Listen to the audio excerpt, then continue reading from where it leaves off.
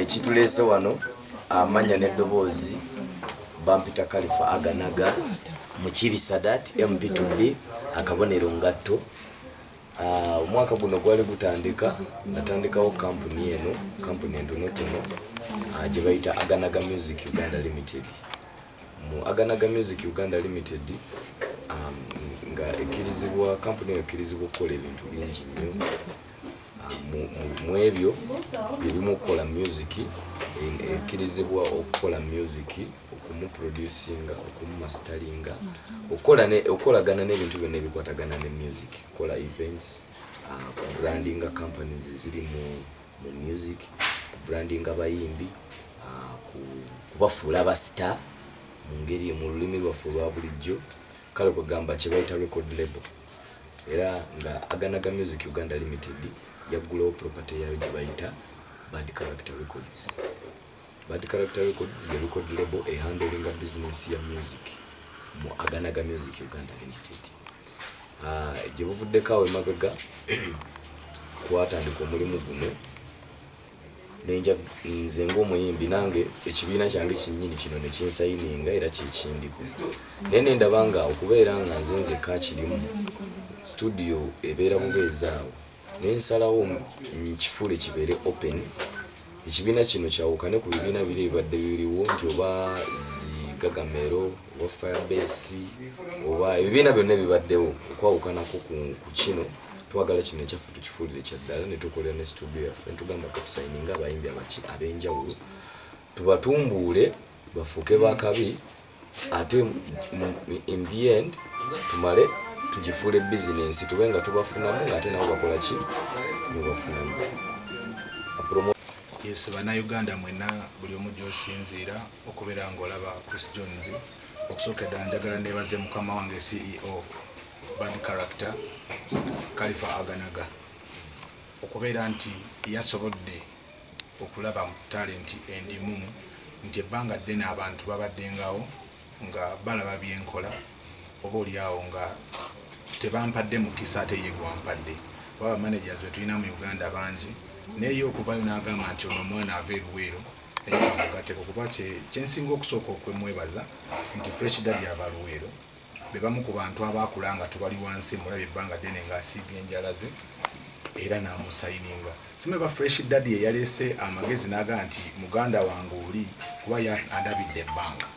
N'olw'ensonga eyo kinsanyusa nnyo okuba nti nno asobodde ye okubeera ng'ate akimanya nti ku mulembe guno yeetaaza okunoonyayo abayimbi abamanyi okuyimba.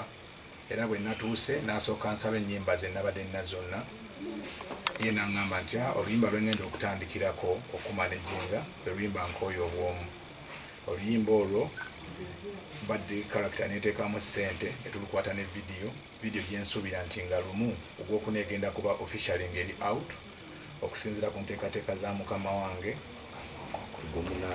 ogw'omunaana nga lumu egenda kuba ng'efuluma vidiyo eyo. Naye nga mu byonna njagala okwebaza bannayuganda abawagidde ennyo music wa Uganda nti omuntu bw'aba azze kati nga twetwogera ku Fresh Daddy muganda wange bwe tuva eruweero tekiri nti nno kiri ku ayimba atya. Ekikulu kiri nti byakola eri abo binyumirwa. Bw'aba binyumirwa tumuwe naye gaapu yakulugutirawo agende mu maaso kubanga ebintu byonna byakubeera nti omuntu olina okufuna ekyokulya nga tobbye. Omusajja talina gwamenyedde ennyumba, talina gwakubye ennyondo, wabula akozesezza obwongo bwe n'abantu abasobodde okumuyamba okufuuka ekyo.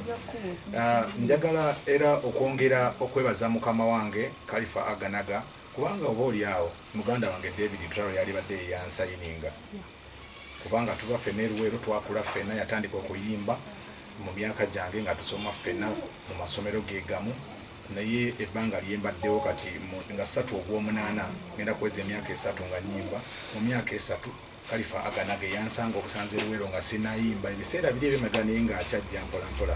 Ffe twali abavubuka abasomera ebiseera nga nange wendi naye nga tetuyimba naye nga tubeera naye okulaba.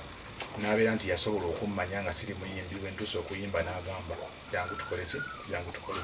N'olw'ensonga eyo mwebaza olw'omutima omulungi nkakasa nti kampani okutwaliza awamu ku lw'omutima gw'omulungi y'ensonga lwaki eri successful nti ebintu byagezaako okuteekawo bannayuganda babyagala. olw'omutima gwalina.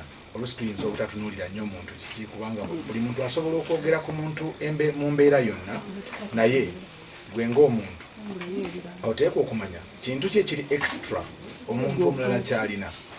Nze Chris Johnz abantu b'eruweero be babadde bamanyi ennyo okumala ebbanga eddene, era nga kyobalaba nti 2021 mukama wange nawulidde ajja ku bwa MP ate nange nzija ku bwa meeya eruweero.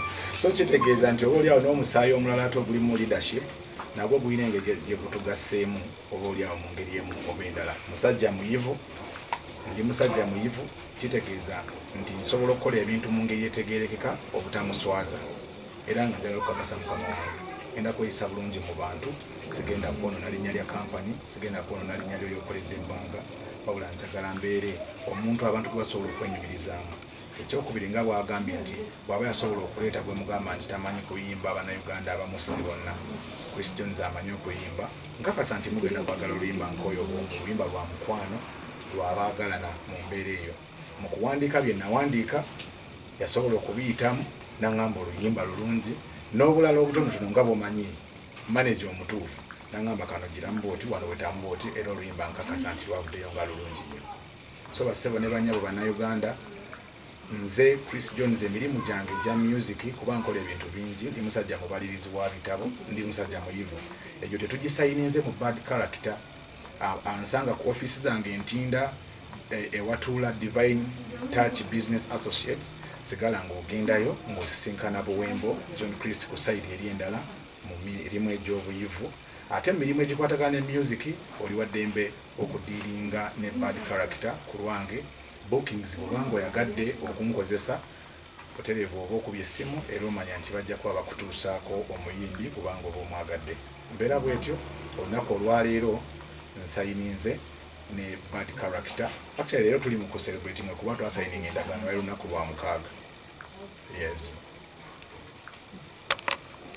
N'abayimbi abamu bw'omeshaminzeeko nti tebajjangako bakola oba ku recordinga naawe oluyimba bityo omuntu bwaggulawo ekifo aba ne offer gyawo abanna ate mu abayimbi mwagala nnyo ebintu eby'obwereere.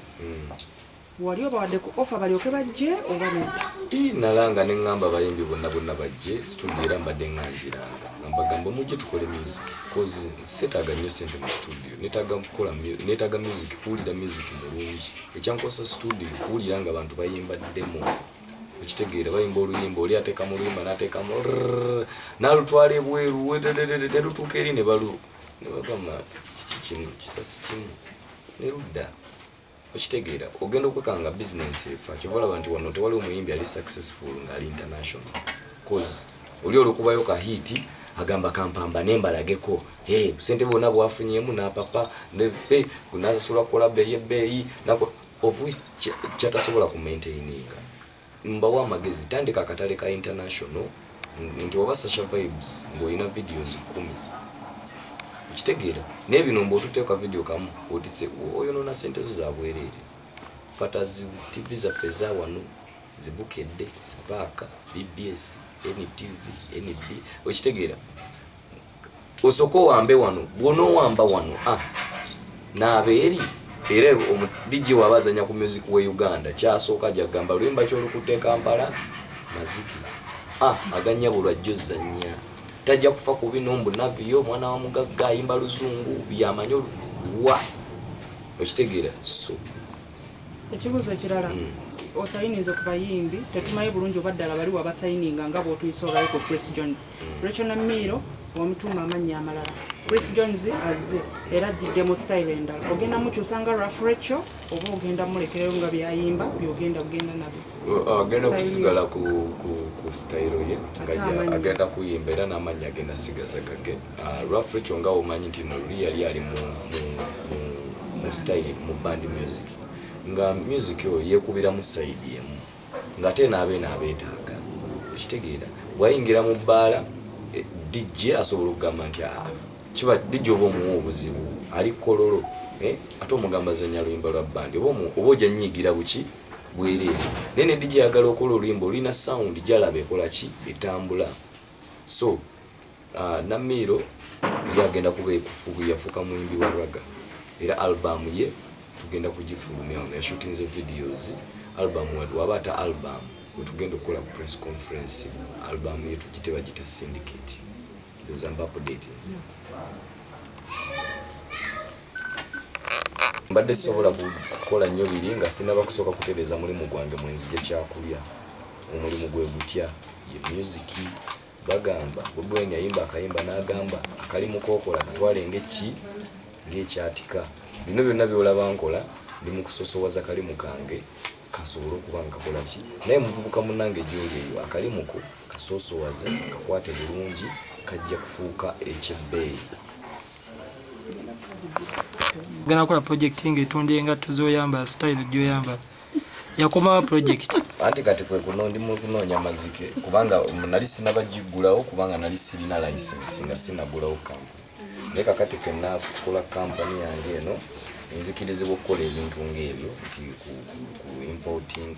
ku importinga bintu kuva bweru nali sibisobola kubanga it was a dream and now it's my time to turn the dream into a reality era sebo nkugamba engatto yaganaga kabonero ngatto amaduuka tugenda kugagulawo wadde twali tugaguddewo okwo niwabaawo ebitagenda buki amaduuka sebo twagagulawo abakozi baali tobasasula abakozi baali banziba kagwaliwo mbeera mu bidongo ngenda okudda ate mbw ate kino ate kiri okitegeera so neŋŋamba kati akambeyo mutayimu nsooke nkule kati nina ino kampuni mpa abantu emirimu era leesooka kundaga nti nina kitabu kino yogala bwa manager obumaneja bumazeemu bbanga ki wakamanaginga biki yo wabiso okitegeera